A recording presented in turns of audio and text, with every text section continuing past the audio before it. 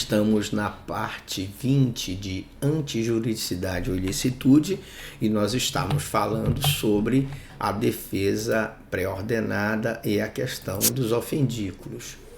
Defesa mecânica predisposta ou pré-ordenada, para esses doutrinadores, os ofendículos podem ser percebidos facilmente pelo agressor, como os cacos de vidro sobre a murada, ponta de lança.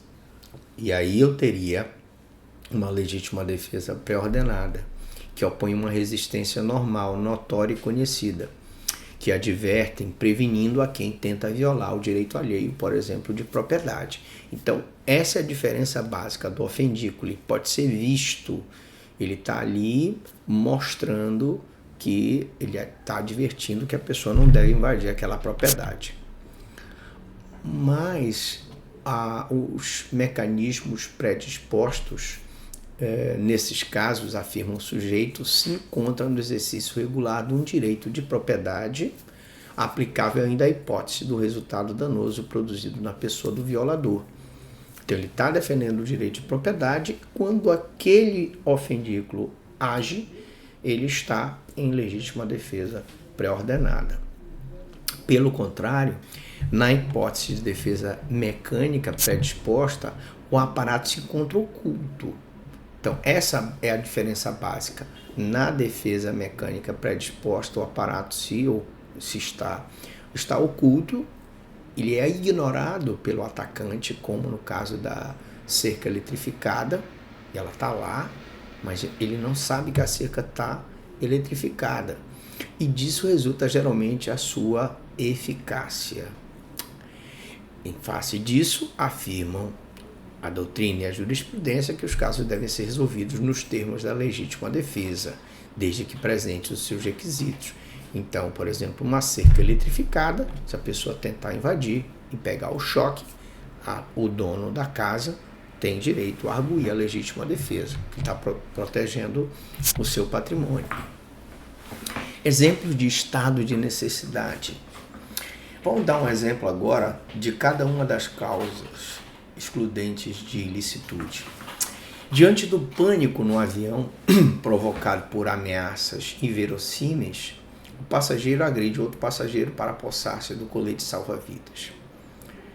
Então, aqui eu tenho um acidente aéreo.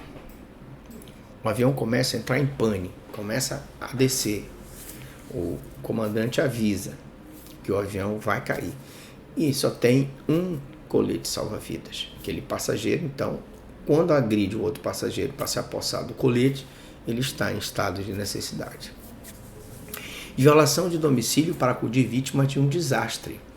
Imagine que a casa está pegando fogo, ele vai lá e invade o domicílio, viola o domicílio. Aí ele está em estado de necessidade. Ou eu poderia dizer violação de domicílio para acudir uma vítima de um crime. Ele também não vai responder por violação de domicílio, porque ele está em estado de necessidade. Mulher gestante furta doces que se sente necessitada por acreditar que seus desejos pelos doces devem ser satisfeitos sob pena de prejudicar o nascituro. Aqui eu teria um estado de necessidade putativo, né? Apesar de que existe entendimento do Supremo Tribunal Federal, que não é pacificado, de que pode ser aplicado aí, dependendo da quantidade desses doces, um princípio da insignificância. A pessoa invade o domicílio alheio ao ser perseguido por um assaltante. O cidadão, ele violou o domicílio, invadiu a propriedade, mas ele estava sendo perseguido por um assaltante. A única forma dele se livrar do assaltante era invadir o domicílio da pessoa. E aí ele está em estado de necessidade.